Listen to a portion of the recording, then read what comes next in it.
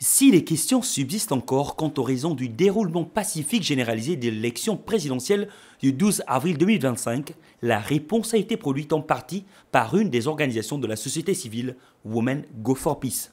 Par son initiative, cette association aura, lors du processus électoral, accepté de marcher sur les lignes de tension, de capter les murmures avant qu'ils ne deviennent cris, d'observer sans juger et de rapporter avec rigueur.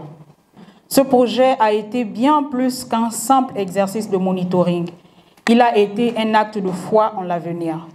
Il a été un signal fort, celui d'un Gabon qui choisit le dialogue plutôt que la division, l'écoute plutôt que l'escalade. Avec les échéances législatives et locales à venir, ces sentinelles de la démocratie au Gabon ont présenté devant leurs différents partenaires des recommandations aussi fortes les unes que les autres. Lutter contre les discours de haine à travers la sensibilisation des acteurs politiques, des citoyens et de toutes les parties prenantes impliquées dans le processus électoral. Vulgariser la nouvelle constitution et le nouveau code électoral dont la méconnaissance est souvent source de violence.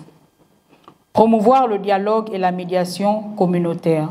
Veiller à l'inclusion des femmes, des jeunes et des personnes vulnérables dans les différentes étapes du processus électoral. Un engagement dans le monitoring de tout le processus électoral apprécié par l'autorité de contrôle des élections et du référendum ACER qui souhaite une synergie d'action.